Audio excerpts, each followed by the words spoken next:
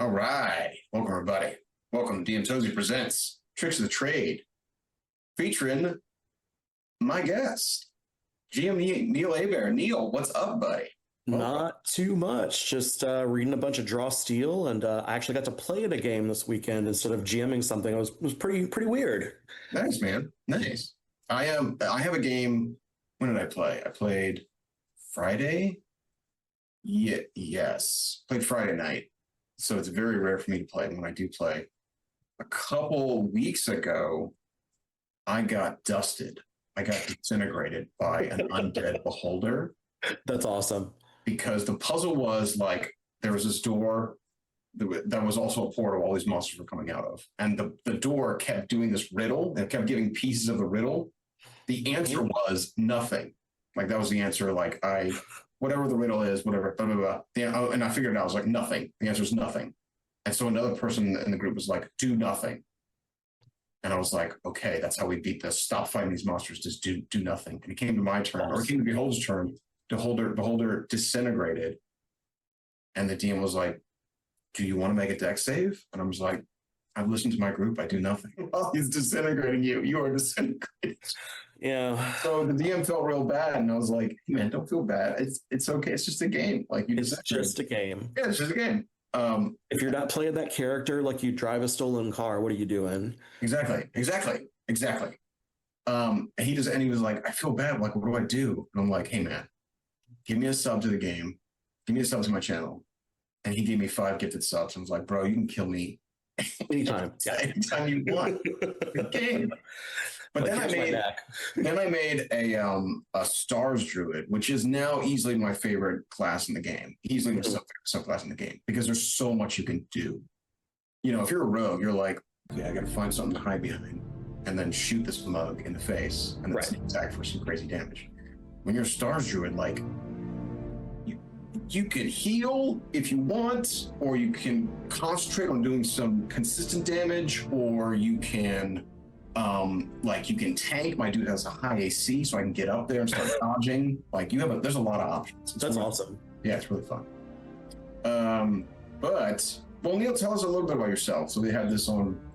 Awesome. Well, I'm a college professor in theater at Grambling State University in North Louisiana, which I hail from the same state as our DM friend, DM Tauzy.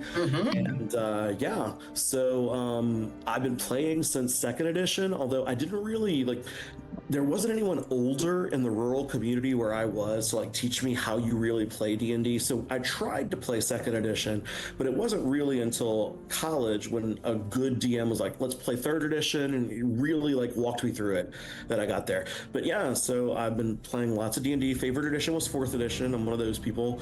And I played a lot of horror RPGs as well, like Unknown Armies, and I just backed Fear, the Fear Kickstarter that came out, and that's me in a nutshell. That's rad, dude. I still remember the Unknown Armies game where I played a terrified child, a terrified teen boy. Yep. But I was afflicted with werewolfism. Yes, and every time I tore apart the rest of the party. I killed everyone in the rest of the party. But it was awesome. I couldn't figure out who it was, but it was a scared boy in the back of the car. Yeah, the GM Billy he's playing for me in a game right now, and he's a joy to have as a player. Yeah, that was a lot of fun. I love Unknown Armies. Great. I love playing my Kleptomancer. Yeah, you were a Kleptomancer. So cool. I want to say the last time I ran Unknown Armies, I gave one of the PCs a list of rituals, and I just described what you do. And one of them is you can infect someone with a demon if you drill a hole in their skull. You have to trepan them, and immediately, you give a player a hammer, every problem looks like a nail. Demon trepanation, every problem.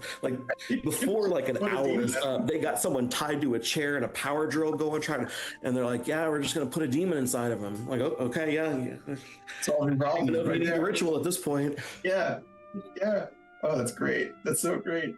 But we are here. I mean, we're gonna get off subject a lot because They're good friends. But we're here to talk about Draw Steel. There's a lot of new games coming out right now, which is really healthy. It's super duper healthy for the culture to not have a monopoly of a game, which 5e kind of was a monopoly for a good bit there. And that's not great. You want like good competitive games that are doing their own thing and also like bringing their own audience. It's only healthy, and I want to know more about them. Daggerheart's having a pretty big surge right now, and then you saw the stuff at Gen Con. Like everything's coming up Daggerheart. They also announced that I want to say 250,000 characters for Daggerheart have been made on Demiplane. Wait, Demiplane is like their. It's their Roll20. It's Roll20. It's owned by Roll20 for Daggerheart. Specifically, and it does other games as well. I bought it for Demiplane since that was the only VTT it was available for at the time, and I don't regret it. I haven't run Daggerheart yet, but I'm kind of more excited about Draw Steel now that I've read Draw Steel. Or started to read Draw Steel. It's a big set of books. It is a big old book. Yeah, there's a lot of stuff in here. I do want to touch on the lore. I mean, we'll do this again and again, hopefully. I do want to touch on the lore a lot tonight before we like dive deep into the mechanics. But the mechanics don't seem like a lot of it's like analogous, just with their own spin. So it's not like an alien. Honestly, it reminds me of D&D 4th edition in the way that it's structured. And I know a lot of people 10, 15 years ago insisted that they would love 4th edition, but they didn't love it as D&D. Draw Steel is the chance to back those words up with actions, right? There's not called D&D. I also like really cool stuff in there. I like how a lot of people don't know this, but Advanced Dungeons and Dragons had a lot of what's the name for the language? There's naturalistic language, and there's also like not riddle language, but like concise, like abbreviated language, and they use that a lot in Draw Steel, which is it just looks like hieroglyphics if you're just learning it for the first time, but it really shorthand essentially. It's essentially like shorthand, formulaic. Like rules, but it's very, very precise. So I know some people's hobby is playing RPGs and some people's hobby is reading RPGs but not playing them. I would say if you like to read your RPGs, Draw Steel is probably not going to be fun, because it's telling us how to play the game. There's really cool lore and stuff in there, but like the mechanics are dry reading. They are dry. But they tell you what to do. They do. I don't have to decode a full paragraph, right? Like exactly. Okay. And I think like Jeremy Crawford learned. Hopefully they learned that like even naturalistic language. The supposed reason to use naturalistic language is that you clear up any inconsistencies, but it actually causes a lot of problems because English is a numerous problems. It causes huge problems. So many problems are because of naturalistic language. And they didn't really move away from that in 2024, but they did clear up a lot. 2024 cleared up so many problems. It really did. I find 2024 very precise.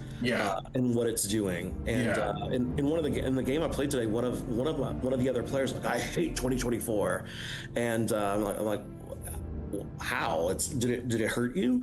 It's the same. It's almost the same as 2014. Like some stuff's clearer. It's I don't know, man. Compared to switch from 3E to 4E and 4E to 5E, like 2014 and 2024 it still looks and walks like a duck to me.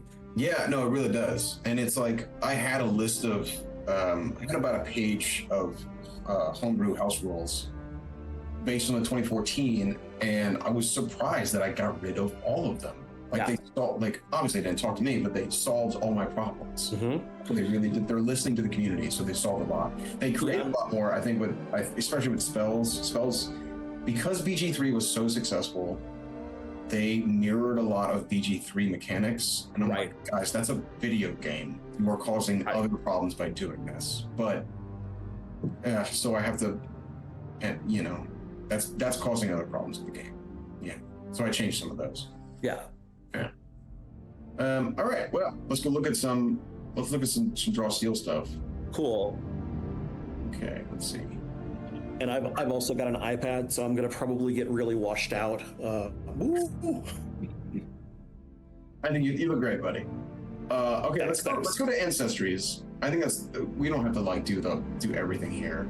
Yeah. I do appreciate that they did like what makes this different than your other like TTRPGs out there. I like that. I like that a lot. Essentially, they're saying character options are different, smaller bonuses and penalties because there's a 2d10 system as opposed to a d20.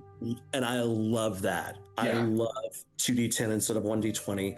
And I think anyone who's ever sat through a session of rolling like never higher than a 7, there's just too much variance on a d20. When you get those 2d10s though, it's like you're gonna feel useful a lot more often. Yeah, that's gonna happen. Yeah. Let's see what else they got. Another thing is you don't abilities automatically deal damage. This is something I was suspect of at first, but I think I really like it. I think I do like it. Well, and it's also explicitly saying stamina, not hit points. Stamina is not the same as meat points. Stamina is luck. Stamina is all of the intangibles that surround you in a fight. So when that creature takes away 3 stamina because it rolled an 11 or 11 or lower, it's like, okay, well, it uses up a little bit of your luck. Like your heroic resilience, your luck, your in Palladium fantasy terms, your structural damage capacity. Absolutely, yeah. As opposed to your hit points. SDC, right? SDC, yeah. SDC. Yeah. What a nightmare those games were. Good God. Amazing lore. Amazing lore. I love Nightbane's. Nightbane's lore is so cool. So good. I mean, it's like the predecessor to the Matrix and Underworld, but yeah, terrible mechanics. But then you have to play GURPS. Yeah. And it is a universal system. It does everything kind of crappy. Yeah. I'm sorry, Steve Jackson and other people at GURPS. No, it's not. No, it's a nightmare. And I was trying to explain to people, I was like, this is none. By the way, if you play Rifts, not balance. It's not. Because there's one character class who is called a Glitter Boy. Glitter Boys, yep. Glitter Boy, which are basically it's Gundam. You're a mech rider. You're just in a glittering mech. And then a same class in the same game is a junkie. Just a dude who takes too many drugs. Not in a suit. I mean, but you have some superpowers because some of the drugs like make you immune to pain, or like you can shrug off some pain. But you're a junkie next to a glitter boy. A glitter boy, yeah, like a golden god, like It's Always Sunny in Philadelphia. Yeah. All right. Let's see. Okay, another thing that makes it different, draw steel, is you don't have to rest all the time. I want to talk about that. Okay. Yeah. So in the game of D&D 5th edition I played in today, we're playing Waterdeep Dragon Heist. I'm not going to spoil anything, but we have a lead. And we'd already had a fight. We won a fight we weren't supposed to win, apparently. And so we all got heroic inspiration because the DM's being stingy and didn't want to give us a level. Yeah. However, what happened was, we've got a lead and we've used up our powers, we've used up our spells. And so of course the bard is like, hey, can we take a long rest? And I said, wait, what if we lose our lead if we don't go now? It's kind of more heroic to keep going, right? And I did convince everyone to do it. Now, in D&D, of course, that is not to your advantage, but in Draw Steel, the longer you push yourself, the more capable you are of like badass powers. Just like in a book, when you're reading Dresden Files, the more beat up Dresden is, when you get to the end, he might have a broken toe, he might be throwing up, stab wounds, or gunshots, but he is going to lay the smack down because it's the last fight, and Draw Steel keeps that. I like that a lot. God damn it, Neil. I've been trying to sit here quiet off camera. You had to invoke my favorite series ever. Which series? The Dresden Files. I mean, okay, Jim Butcher's not my bitch. But where's the next book? Dude, where's the next book? Next January. Is it coming out? Is there a new one coming out? There's another one. It's finally got its release date. It'll be out in January. Nice, dude. I'm Nice. excited. That'll be a day one read for me. I agree, man. I think it's really cool. I mean, there's some things you can do in 5e. I still like having the backbone of fantasy being like, it's good to have a default fantasy where it's resource management just like it used to be. Yeah. And I'm finding a lot of fun playing with like points of light or points of darkness. If you don't know what those are, points of light is heavily explored in 4th edition, actually. Yes, that's why I liked 4th edition so much. Yeah, the points of light. Yeah, you have only these specific think of like little starlights on a map, and you can only long rest in those points of light, those little starlights, those like blessed places, because everywhere else and that's why the world needs heroes, right? Yeah, that's why the world needs heroes. Yeah. Or you could do what I'm just calling the points of darkness. I think like the dungeon dudes do this. There's a bunch of other people who have done this, where like a legendary monster has a gigantic miles-long aura where you can't long rest in that aura. Or a dungeon itself is so terrifying that you cannot get a moment's rest there. Or, Dungeons of Drakkenheim restricts long rests in the best possible way. It's so much fun. Yeah. So sometimes, and you kind of need to do that, and especially in 5e, because if you don't, and the designers discovered this, they thought like, oh, there would be 6 encounters. We'll just say there'll be 68 encounters, but everybody does 1. If you could do 1 encounter, then of course you're just going to do 1, and then so you do shoot for that. But, I mean, if I'm an adventurer and I have abilities, and there are things in smoking holes that want to eat me alive, of course I want to go in. I don't want to go in half-cocked. Of course I want to rest. But if you force it, it forces you to think as a player, as opposed to just exploding. You just explode at the top of combat. So that's very cool. You don't need to rest all the time. You get stronger as you go. And just to explain that to people, so like every class in Draw Steel has a heroic resource that gives them access to exception-based powers. So that was kind of a 4E thing. Everyone had the ability to break the rules in concrete ways. So everyone has this resource, and the amount of battles you pushed yourself, and that can be negotiations, that can be battles, that can be skill challenges, things like that. Every time you get in a fight, the number of victories you've had since your last rest, you get every round as flat heroic resource points you can spend on powers. Right on. So by the time you get to that, I remember in 4th edition, 10 battles, you'd go through 10 battles before you got a long rest was what they thought. No, but that was what they thought. So, But yeah, like by the 10th battle though, if you'd had an ability, so all your powers were like big fancy and fireballs going off, stuff like that. Because that's how the books work. So that's what I always respond to, and that's what I responded to in Draw Steel so thoroughly. Is like these guys are like, hey, we're a crunchy narrative game. We want it to feel like a movie. And it's like, okay, cool. I have room in my schedule for a game like that. Yeah, I can appreciate that. It says our game has a lot of skills. I'm kind of on the page, like, what page am I on? Page 9 of the book. Okay. Our game has a lot of skills. Your character can make use of a long list of skills, but we don't expect you to memorize that list. So these are effectively there's power rolls, and in the power rolls there are ability checks and there are tests. And tests are like skills, and ability rolls are basically your run-of-the-mill attacks and things like that. Yeah. So okay, I'm anxious to see what kind of skills they have, because D&D 5e has like, I don't know, maybe 20. I don't know. See how many they have. They've got a lot of skills. Cool. Awesome. Yeah. The skills are a lot narrower than in 5e. I kind of like the 5e moving towards like broad skills so that your hero is broadly capable. But in Draw Steel, I think the assumption is that you're almost always going to succeed to a certain extent. So because it's not heroic to fail, which this probably made some old school players' head explode that I just put it that way. But but yeah, I mean, everyone's got it's cool. All right, let's see. Let's see what we got here. All right, so characteristics, we got might, agility, reason, intuition, presence, which are essentially sort of like strength, dex. Yeah, there's 5 of them instead of 6. Yeah, they got rid of con, which is interesting. Like they don't need the fortitude stat. Yeah, it's not even built into might. It really is. They don't need it. So that's cool. Yeah. Okay, let's see.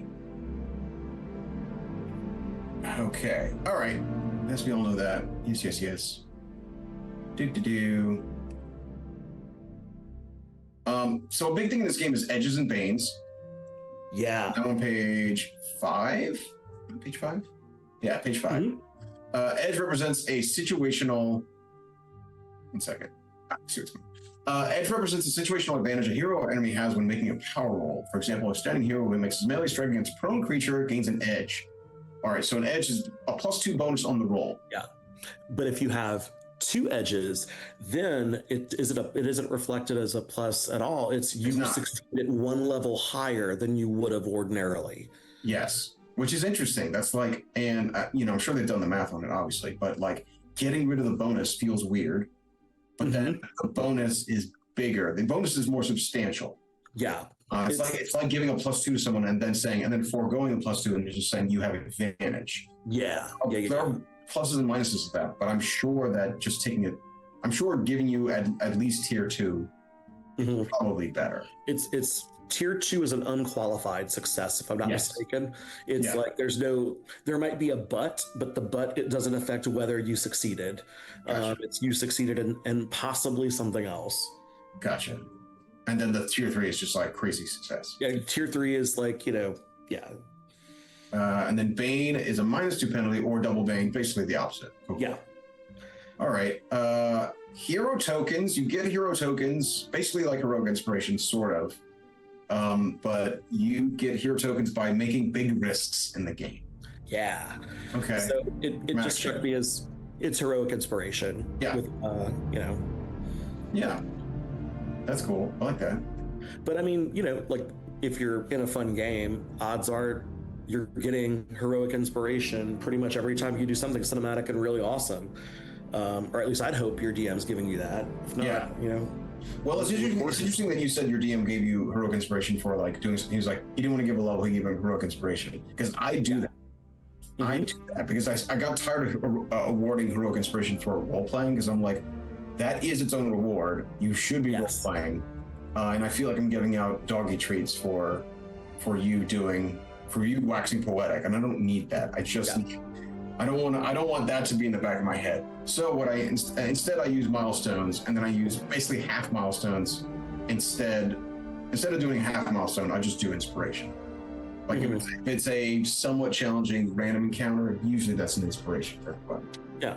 As in incentive for you to keep going, kind of in fight. Yeah. Okay, so let's get to echelons of play. First echelon is first and third level, so there's only 10 levels in this game. First and third is first echelon. 13th age. It's very what? It's kind of like the RPG 13th Age, which is like a mix between 3rd edition and 4th edition D&D, but it's like there's a method of playing it where every session you gain a level. So it's a 10 session campaign. Damn. It's fun. I've done it before. It's a very fun game. Nice. Second echelon is 4 to 6. Third echelon 7 to 9th. I'm on page 8 now. Fourth echelon is 10th level. Okay. Yeah, and it's basically, are you affecting things locally, nationally, planetarily, universally? Gotcha. I think. And I think you said you weren't a fan of like their setting as it is on Orlin or Orden. So I like some of it a lot. I think it's interesting. It's flavorful. There's a timescape. I think that's kind of cool. It can handle it can definitely handle both like standard fantasy and sort of like scientific fantasy, almost like Planescapery. So I think that's pretty cool. Is it anything to write home about? To me, not particularly, not compared like when you've got like Ghostfire Games, their settings and things like that, sort of like you only need an elevator speech, all of a sudden you want to play for a year. Yeah. Like third parties are really showing up and showing out with their versions of campaign settings for these games. So Orton's pretty cool. I can't wait to see what some of these other companies can do as an alternative to Orton. Gotcha. Okay. Then they go into setting design, and now on page, what page is this? 14. Look at this artwork, badass orc artwork. Cool. Really cool. Yeah. Okay, so now we're making our first hero. Okay, a lot of this, we're dealing with class and kits. These are just like variations on the theme. Add free strikes. Oh, these are their opportunity attacks. They're called free strikes. Yeah, free strikes. Free strikes are opportunity attacks or basic attacks. Okay, cool. And a lot of it's like there are basic attacks, but you probably shouldn't be, just like 4th edition, you probably shouldn't be doing your basic attack. There's probably better things for you to do. There's almost always something better to do, yeah. Okay, all right. And here we go. Other characters. So I do want to say that the value of the base attack is there are multiple other character classes that allow players off turn to use their basic attack. So if I'm a tactician, which I love 4th edition warlords, Yeah. when I play draw steel, I will play as a tactician or I will kill somebody. It's finally my moment in the sun. But the tactician, the fun of the tactician and the fun of, like, I think the bard does the same thing, and so in the conduit can too, is that they can point at another player and be like, hey, do something cool. Yeah. Like right now, I'm gonna hit and you're gonna get a free attack. And it's Nice. like that to me, like I'm that kind of player. I like being a buffer, and it's just like, you feel so awesome when you see someone else like succeed because you gave them a chance to be better. Yeah. Like, that's the kind of player I am. So right now I'm noticing, I didn't notice this before, on the add the free strikes, you have a melee weapon free strike, And a ranged. a ranged weapon free strike, and here comes the shorthand stuff I'm talking about. Like this stuff you see exist in advanced D&D where you're like, I don't know what the hell you're saying, but I understand this. This is pretty simple. Less than 11 M or A damage, right? Yeah, Like, less than 11 on your power roll. It's 2 plus your might or agility in damage. Yep. 2 to 12 to 16 is 5 plus your might or agility in damage. And then 17 plus is 7 plus your might or agility in damage. It's interesting that in ranged weapon, it's 2, 4, 6. So it's less than for range, which is nice. Yeah. That's nice because that is something that I think every designer needs to come to terms with, which is that ranged is, if you just balance them, if you just treat them as the same, melee and ranged, you are failing as a designer because ranged is infinitely better. Yeah. It is better. You're never getting hit unless it's by something at range. That's correct. Because in D&D 5e, your range for a melee combatant is 5 feet, maybe 10 feet. And your range for a ranged weapon is the map. The entire battle map. The entire fucking map. Yeah. And that's huge. That's a huge difference. So it needs to be like that needs to be that the design needs to take that into account. Okay, then we have complications. Complications represent those dramatic moments in a character's backstory. They give them pathos. Oh, I read about this. Okay, so this is like what's a good way to like in what's the Fallout? Yeah, Fallout series. Fallout series, there are those perks you can take, which are basically the ones where you get a pro and a con. You get something that's hurting you and you get something that's helping you. Basically, you don't have to take a complication, you can. Is that what we're dealing with? I think so. Yeah. Okay.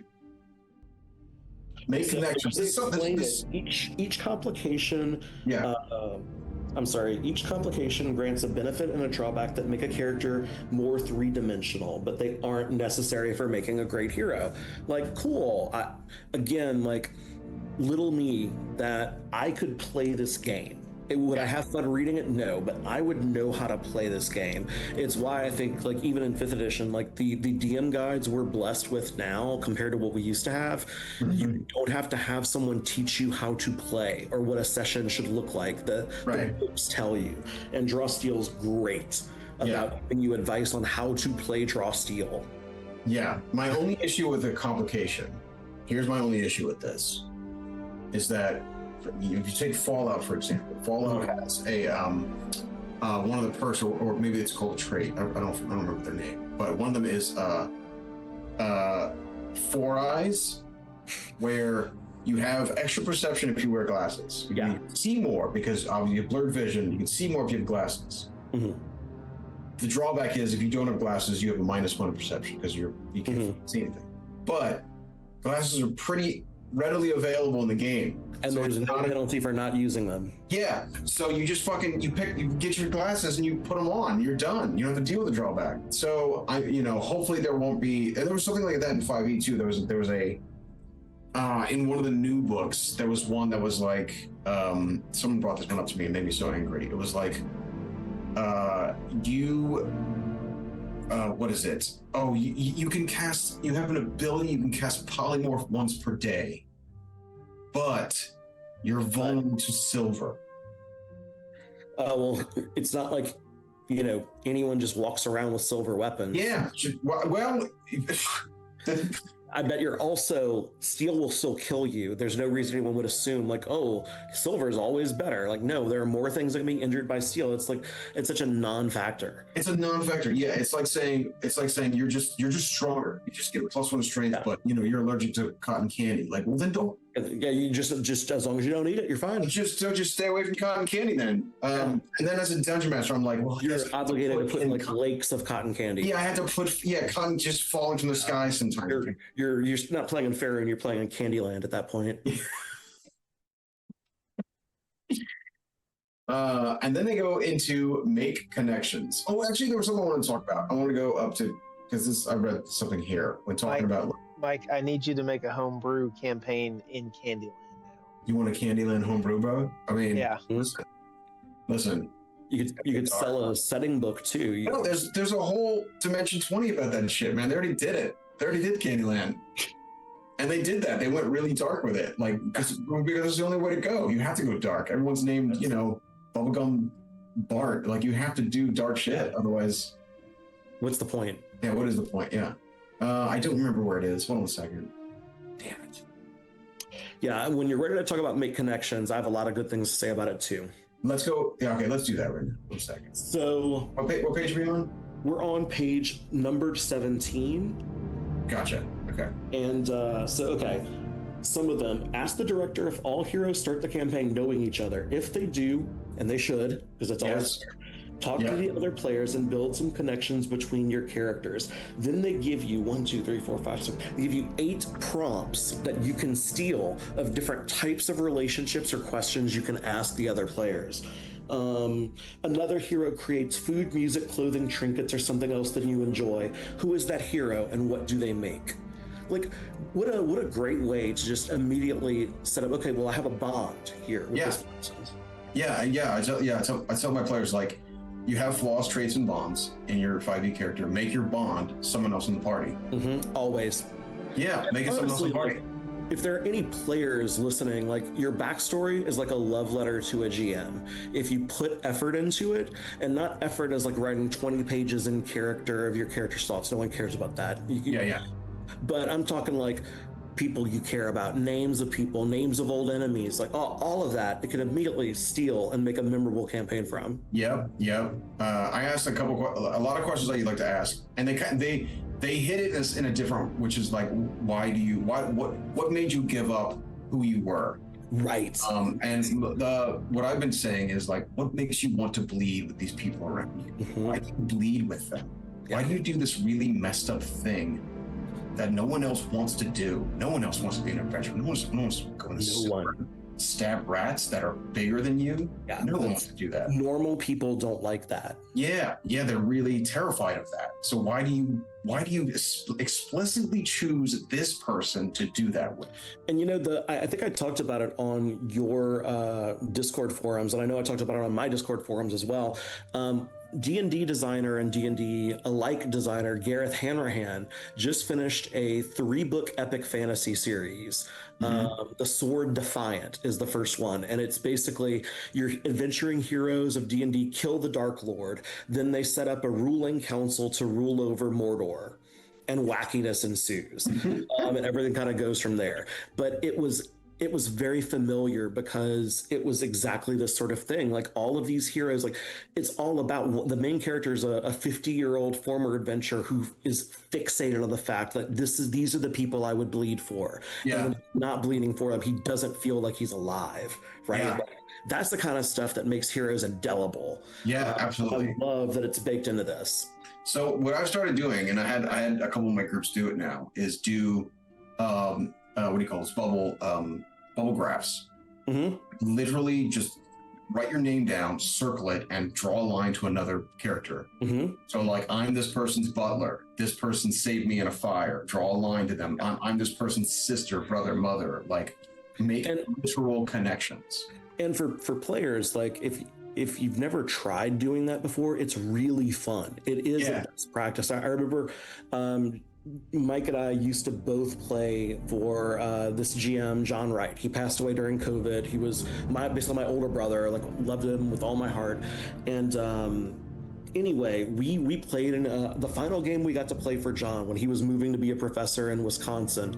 I remember one of the characters was a venerable in third edition, so a 90-year-old paladin who took all the age-related penalties, and I played his 50-year-old squire who was fat and overweight.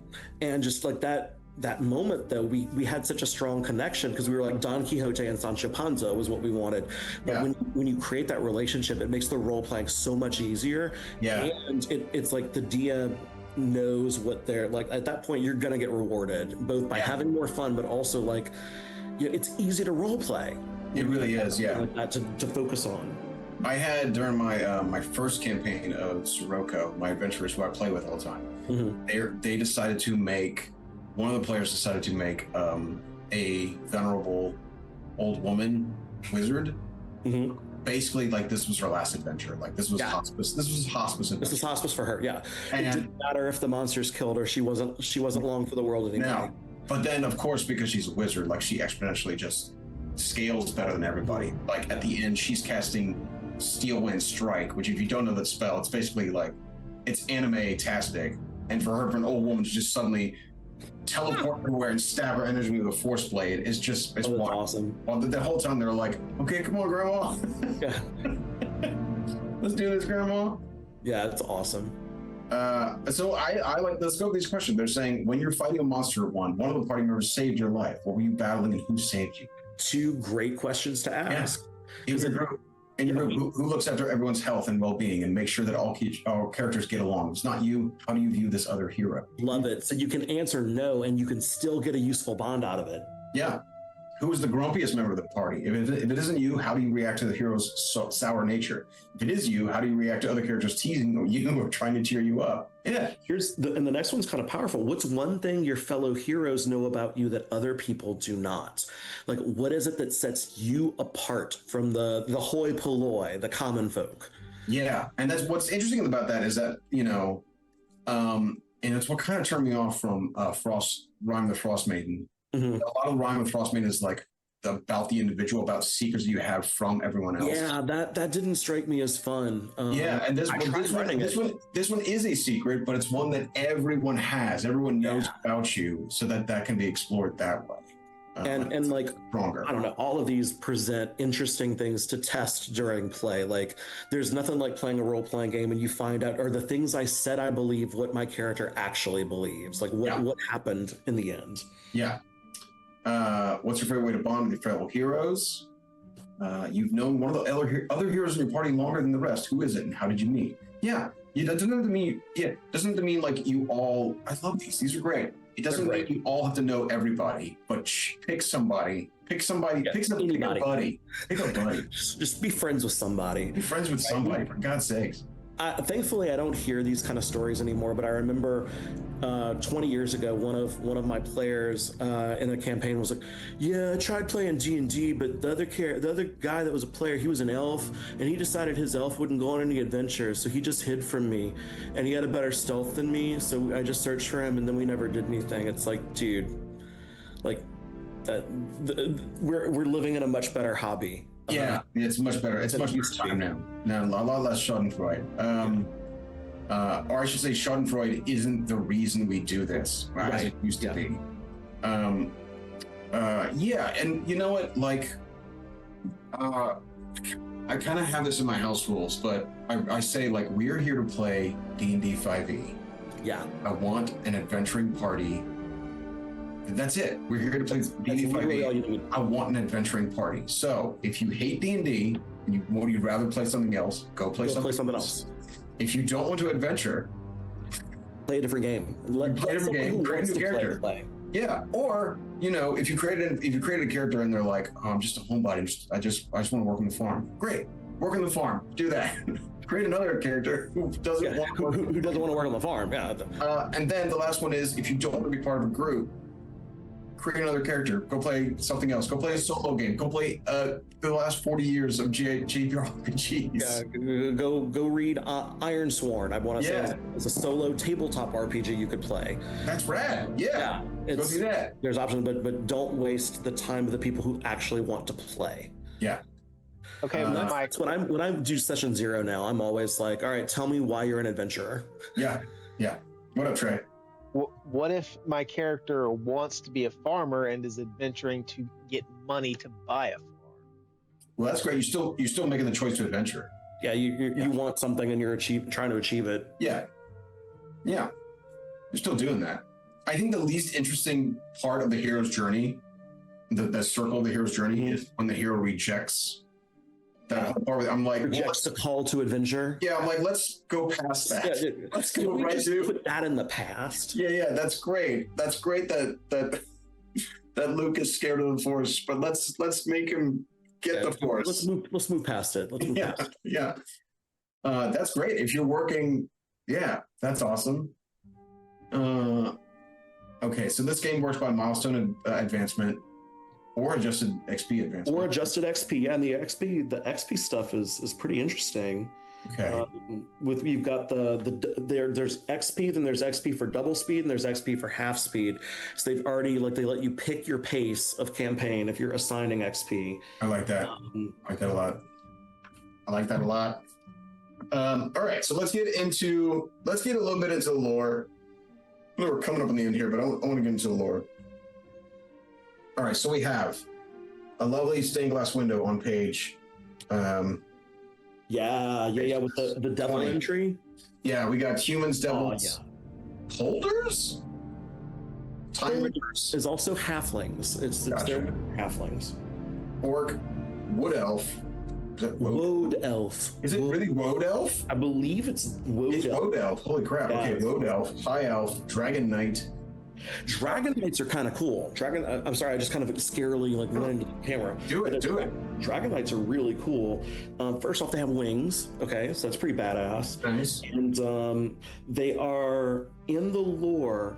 They were like magical dragon creatures who served the king, or served. They're all knights. And they're now outlawed because the king of Orden is no more. So if you're a dragon knight, you're like an old school loyalist who's coming and fighting for the dead king. Okay. Cool. Love it. And the picture is awesome. Like I typically don't like Dragonborn all that much, but like these guys with wings, I could see myself wanting to play either of them. And then we have Memonics. I don't know what those are. Dwarves. Memenex are inhabitants of the elemental plane of order. Oh, Axiom. Okay, plane of the Uttermost Maw. They're Vulcans. They're Vulcans. Yeah, I guess they are. Yeah. I mean that's yeah. We got dwarf, and then we got Hakan, which are basically Goliath creatures, and then rebels, undead. The Hakan look cool. They've got like gray skin, like Goliaths did. Mm-hmm. They're all like super built and super muscular. Yeah, so they're pretty badass. All right, so let's see what they do. Under Hakan, their signature trait: big. They're big. Okay, let's see what they get mechanically. Let's see what they get. Okay, we got a lot on names. Goodness gracious. Mm-hmm. Okay. All right, devil traits. Let's see what devils are about. Silver tongue. Yeah. Okay. You have an interpersonal skill group. Okay. Get an edge on tests when attempting to discover an NPC's motivations and pitfalls during negotiation. Cool. And negotiation is a big deal. It's an entire gameplay mode for this. So you basically stat up NPCs and you give them several, like anytime you want to convince an NPC to do something big, it's not just a persuasion check if there's a give and take. It's a negotiation that is a system where you slowly move them more toward giving you more than what you ask for, or failing and you getting nothing of what you ask for. And there's all these gradients in between, and it's like a skill challenge but for negotiation. It looks cool. Okay, so you get to, so in this game like not all devils are the same, so, or not all anything is the same in this game. So you have purchase devil traits. You have 3 ancestry points to purchase. Yep. You can like buy all these things. And some are worth 1 tails. point, some are worth 2 points, you know. Yeah. So barb tails, ponytail lets you punctuate all your actions. Once per round, you make a melee attack. You can deal extra damage with a strike equal to your highest characteristic score. Cool. What's a characteristic score? What does that mean? Characteristic score is their thing for stats. Okay, that's okay. Remember, like, the weird thing about this is your score is your bonus. So Gotcha. you can have a -2, -1 strength or might or whatever. Yes. Yeah. I mean that should be the default going forward for anybody. There's no reason to have weird scores based on the fact that you only had 3 dice to roll your stats. It is a throwback, you know, to the original D&D, but like what's the relationship between the 18 and the +3 on a character sheet for a new player? Like, it just confuses them. Confuse the fuck out of them. Yeah, it's done. Yeah. It confuses me, and I'm a grown ass man. Yeah. Somewhat. Okay, beast legs, cool. It's beast, okay. Glowing eyes, health sight, impressive horns. Yeah, impressive horns. Wings. Hell yeah. Oh, cool. Oh, cool. So you get like somewhat flying. All right. Yeah. Cool. Dragon Knights, rad. Yeah, these guys are badass. I mean, they look like paladins. Yeah. Okay, cool. Okay. So it just gives you. This is a cool way to do races. I like this because it gives you like. I like it a lot. Yeah, it's very rad. Because not everyone's going to be the same. That's very, very cool. You get to choose what you want to do. And like the way the ancestries work is you're getting physical things. Like, what are the things that come with your body being whatever it is? The entire like social aspect of character creation is like how you were reared. Like, you can automatically create a Drizzt Do'Urden dark elf with a heart of gold, sort of raised in a weird way. You know, so I'm all for it. I think it's pretty cool.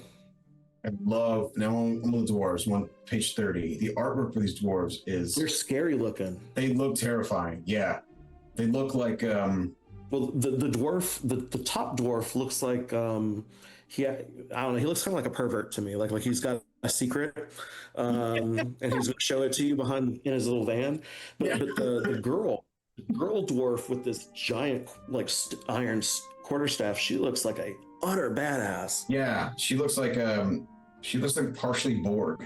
Pretty badass. Basically, this is not a 0 to hero game. You start off hero. If you want to play 0 to hero, draw steel is not for you. Yeah. Okay. Cool. All right.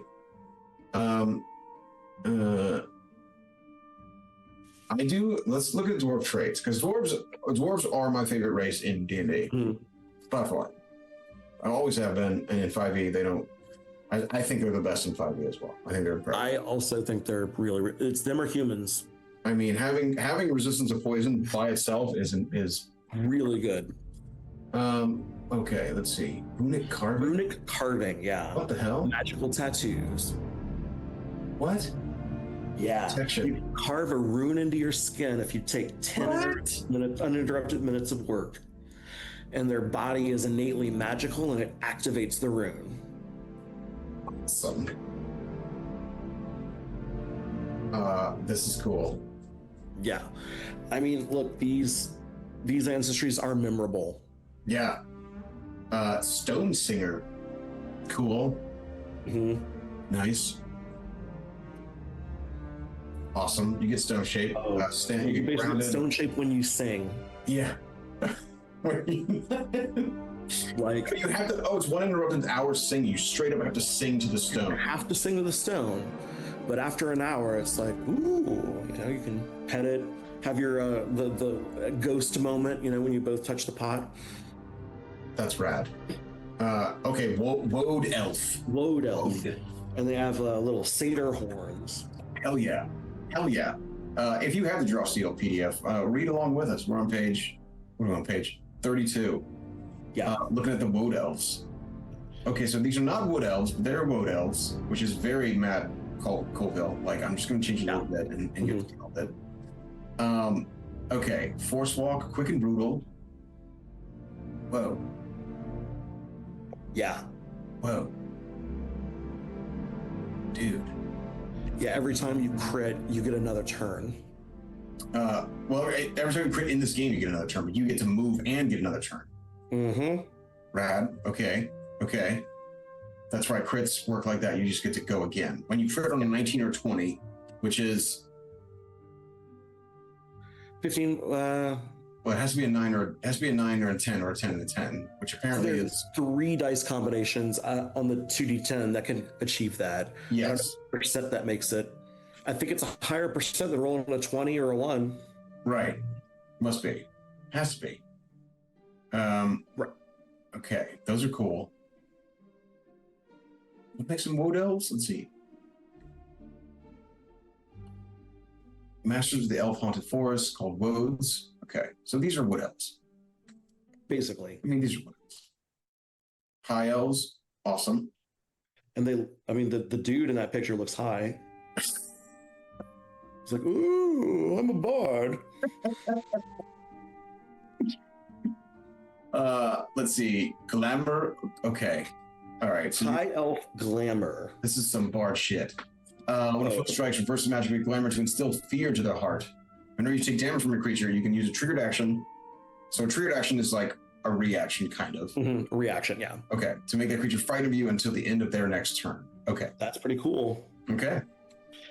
A magic glamour makes others perceive you as interesting and engaging, granting you an edge on presence tests using the flirt or persuade skills. So for, people want to know, there is a flirt skill, finally. There's flirt, but it's not persuasion. Okay, it's flirt. It's not persuasion, it's flirting. Great. Awesome. Cool. Okay, cool. Then we have the Hakan. Hakan on page 36. They look like awesome monks, like Goliath monks. Yeah, basically. Look like they got some like Greek influence, kind of. Mm-hmm. Okay. Signature trait big. Yeah, I mean. Okay. Okay. Doomsight, forceful, great fortitude, stand tough. Okay. So Doomsight lets you invoke that you expect to die in an encounter, and if you do die, you get extra abilities. Wait a minute. That's what Doomsight is. I mean, that's like Krull. Yeah. Like Cyclops and Krull. Working with your director, you can predetermine an encounter in which you will die. When that encounter begins, you become doomed. While doomed, you automatically obtain a tier 3 outcome on tests and ability rolls, and you don't die no matter how low your stamina falls. You then die immediately at the end of the encounter. Oh my God. You return to life by any means. That's cool. That's friggin' rad. Yeah, that's really badass. If you don't predetermine your death encounter, you can choose to become doomed. While you're dying with the director's approval, no action required. Wow. That's a hell of a trait. That is a big one. If you don't know what Krull is, go watch Krull. It's an incredible film with a very, very young Liam Neeson. That's awesome. Yeah, that's. I mean, that's a hell of a trait. Yeah. And then humans. Next, and none of it. How could it compare to Doomsight? I don't know how. I don't know how you compare Doomsight. Well, the human thing is you're unusually sensitive to detect supernatural phenomenon. That is kind of a cool thing that humans are just the default norm. So they're who you go to when you need to figure out if there's bad magic afoot. Is this okay? Interesting. Okay, what's their what is their take on humans? Okay, so detect supernatural, can't take hold, resist supernatural effects. Okay, determination, cost. Okay, natural. Okay, perseverance. Good. Yeah. Resist the unnatural staying power. Yeah. Okay. All right. I still would never play a human. Sorry. I mean, I'm a just human not- whore in 5th edition at this point. It's human What? for me.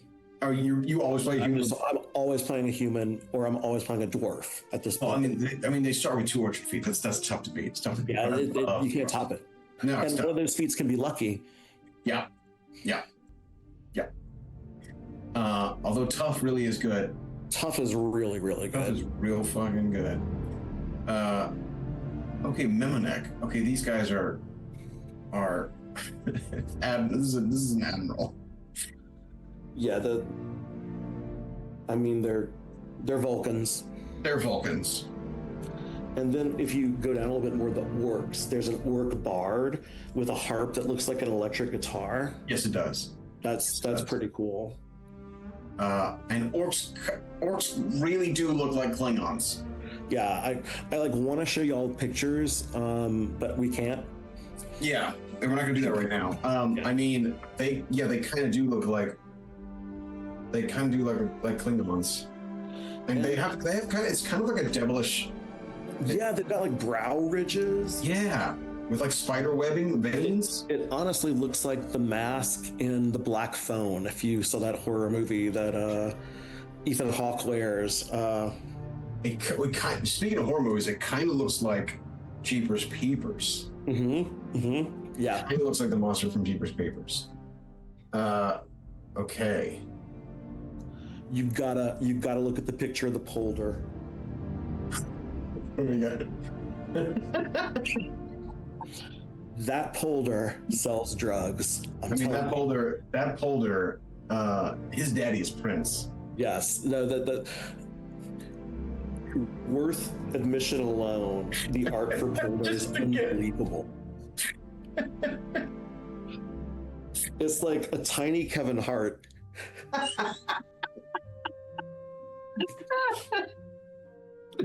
He definitely took flirt. He's got max. He definitely took flirt. Yes, definitely. Yeah. And then we have Revenant. Yes. Then we have Revenant. For the spooky bitches. And then there's Time Raider. Is Time Raider not? Is it? Time Raider is their Thri-kreen. Oh, interesting. Oh, because you got multiple arms, and you're just like, okay. The original servitor species of the Sinlaroi. So Gith. Evil science. What is it? Evil science with near godlike power. The Kruanzoi liberated themselves during the first psychic war. I mean, these are Githyank. Yeah, they're Gith. They're Gith. In the centuries They since, do have very stylish haircuts, though. I mean, it's giving me some Shadowrun. Yeah, it's giving me some Shadowrun. Extraordinary rare and Orden Time Raiders thrive in the sea of stars, the sea between worlds, and the winds of limbo roar. Yeah, okay. And each of these ancestries has an in-character short story to give you a feel of what it would feel like to be one of these characters. Rad. Super rad. But their signature trait is Psychic Scar. Mm-hmm. You have psychic immunity equal to your level. Oh, interesting. Whoa. So I guess we're dealing with like a DR system here, where like you have armor it literally takes off some damage. Is that what we're dealing with? I think so. I don't know. When we get to mechanics, we'll deal with that. 4-armed athletics, 4-armed martial arts. Cool. All right. I'm digging this so far. Unstoppable mind. You say It's a unstoppable mind? cool game. Yeah. Okay, and then we'll get to we'll continue going with that with Draw Steel next time we talk. But this is it's just a taste of Draw Steel, and we'll jump back into it at some point. Do you think this would be a game there will be demand enough to do a campaign for? I don't know yet. Mm-hmm. I don't know. I'll have to check. No, I honestly want to check where people are going right now. If it's like so many people doing Daggerheart, it's gonna be Dagger. I would bet Daggerheart's better for your business, but I believe, having played with several of your dedicated players, like they will dig Draw Steel. Yeah, maybe it's something. I do need to start branching out, so maybe it's something I build. I just got done. The problem is I just got done making level 1 through 20. Yeah, you're gonna be busy with that one. No, I'm literally just running it. You just want to run it. I'm exhausted from making it. I made a 1 through 20. That's enormous. So and I don't write as well as other people. I write very slow, and it took me. You happen to know a professional editor who can also punch up stuff. Yeah, I need to send you some stuff. Yeah, I do. I'd be happy to look at it. Okay, do that. Well, Neil, this has been awesome. Trey, thanks for doing this with us, buddy. Yeah. We'll do this again. This is so much easier than this is so much better than just me shooting the shit with a camera. Absolutely awesome. Anytime you want to read rule books, I'm your dude. Okay. Keep South GM, baby. All right, we'll do this again. Neil, thanks a lot, buddy. We're gonna let's cut it off, Trey, and peace out, everybody. We'll see you next Tricks of the Trade. Just gonna say.